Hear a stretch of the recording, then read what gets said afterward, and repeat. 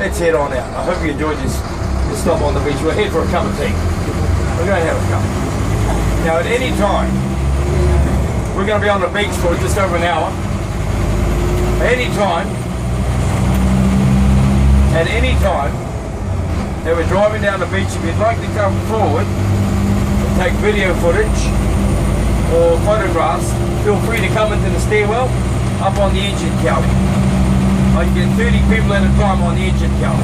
You can take photographs and video footage of the beach team. Remembering, you take a photograph of the beach, 30 years from now, you'll look at that photograph and you'll say, that's a photograph of a beach.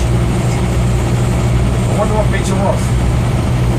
But if it's a photograph of a beach from inside a bus, that will narrow it down a little. So you're welcome to come forward, team. Welcome to come forward. Well, welcome to the 90 Mile Beach. This is the 90 Mile Beach. It's not 90 miles long, you all know that, don't you? You've been ripped off, team. 89, isn't it? Well, no, it's not even there. 64 miles long. How the beach was named, even today, is a bit of a mystery. We're not absolutely certain, although we have a few theories. One of the early theories was that it may have been measured in nautical miles. And if that was the case, we'd love to know who the skipper was, because he was well out. The beach is actually only 55 nautical miles long. A lot of people will tell you that the beach is 55 miles long. It's 55 nautical miles long. And then they thought, well, over in Australia, they've got a number of beaches that they refer to as the 90 mile beaches as well. None of them are 90 miles long, although one runs very close, about 80 miles. I think that's north of Broome on the west. But none of them are 90 miles long. They were simply given those names because they were such extraordinarily long beaches. And that could have been the very reason that this beach was named the 90 Mile Beach. It's an extraordinarily long beach. Of course, the 90 mile has a ring to it, doesn't it? The 90 mile, 90 miler. So that could have been the very reason. However, the most generally believed theory on how the 90 Mile Beach was named was that it was named by the early farmers up here, the early settlers. You see, the road that we drove up earlier today, up through the Terracotta Peninsula, was put through between 1902 and 1904. Back then it was just a dirt road, subject to weather changes.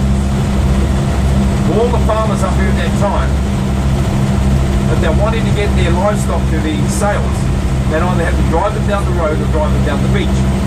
Now if they chose to drive them down the road, they're subject to weather. If it started to rain, driving livestock down that road, the road would become a bog rock. They'd have to halt, drive, wait for the rain to stop, wait for the roads to dry, and then continue on. However, if they chose to drive the livestock down the beach, they'd bring the livestock out right at the northernmost end of the 90 Mile Beach, Scott Point, where we've just joined the beach, and drive them right down to the southernmost end in Shipwreck Bay. Now the journey would take them 3 full days. They calculated that they covered around 30 miles a day. 3 days, 30 miles a day, do the math, 90 miles, and there was no delay. Even if it rained, it wouldn't matter. Even if it rained, ladies and gentlemen, they'll continue to drive. So that's the most generally believed theory on how the beach was named the 90 Mile Beach by the early settlers. The beach's name in Maori is Te Oniroa Atohi. Te Oniroa Atohi. Translated, it means the long beach of Tohi. Tohi was the supreme chief of this area. He was a chief of chiefs. At that time, and this is long before European settlement here, folks, this is, well, ladies and gentlemen, quite honestly, 7, maybe 800 years ago. They lived in Spirits Bay. You'll recall seeing Spirits Bay as we were leaving Temeranga along the North Cape coastline. Now, back then, we practiced tumu. Tumu. Now, tumu is like arranged marriages. I like arranged marriages. You're all familiar with arranged marriages, ladies and gentlemen. The chiefs would marry their sons and daughters to the sons and daughters of other chiefs to create affiliations between tribes and in an effort to keep the blood pure.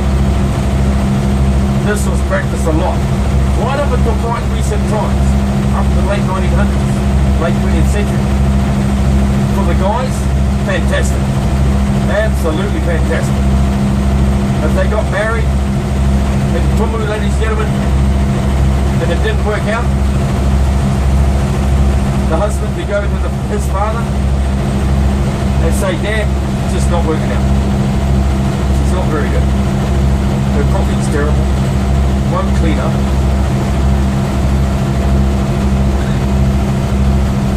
Goes out having coffees with her mates all the time, goes shopping, watches soaps all day long.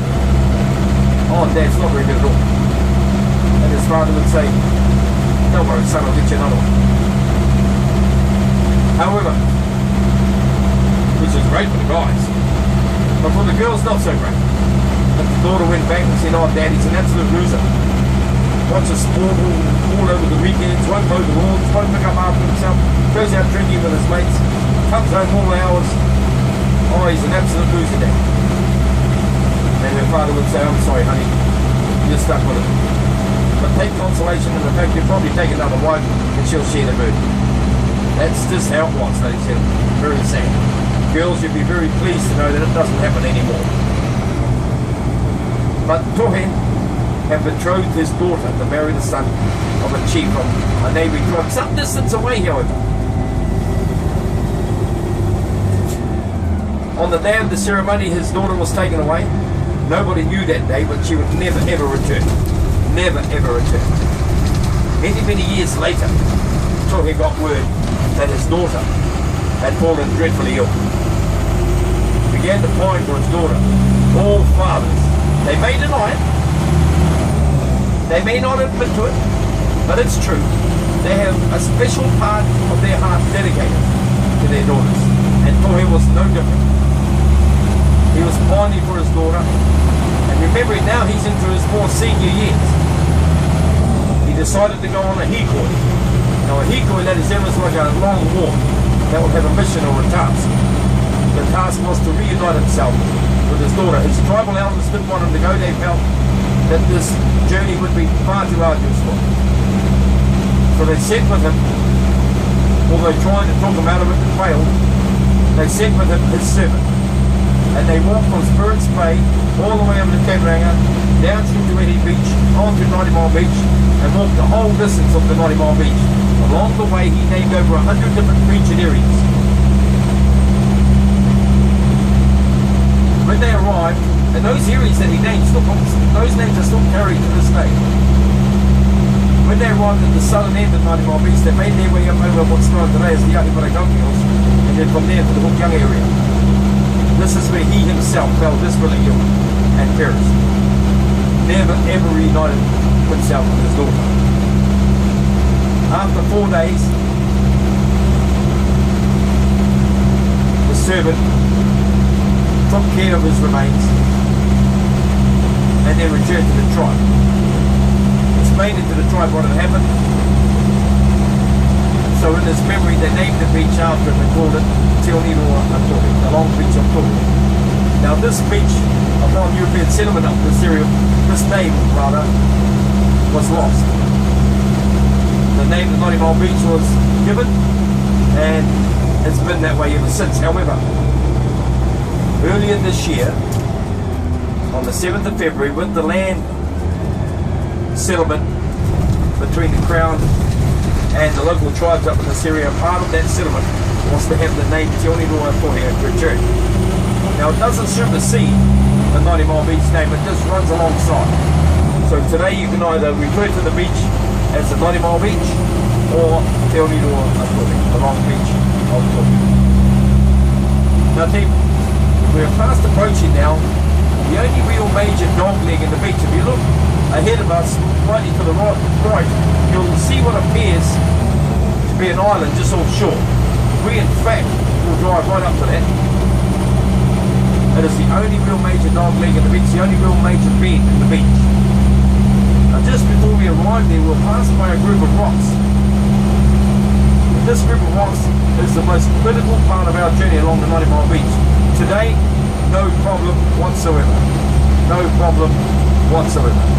But ladies and gentlemen, when the tides are a lot higher, and if you look over to the right near the sand dunes, you'll see the darker coloured sand and then the lighter coloured sand. That's the high tide mark at the moment. So when it's high tide, the water's right up near the dunes. We drive the beach basically at the same time every day. Whether we're driving up the beach in the morning, we come up between 10 and 11 o'clock. We're driving down the beach between 2 and 3 basically.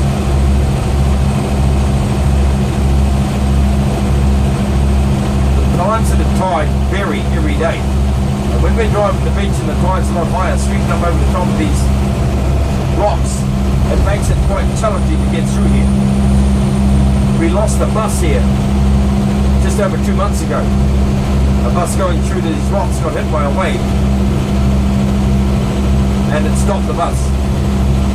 They had to evacuate the vehicle, redistribute the passengers onto other buses that were in the area, and the bus had to be, well, abandoned.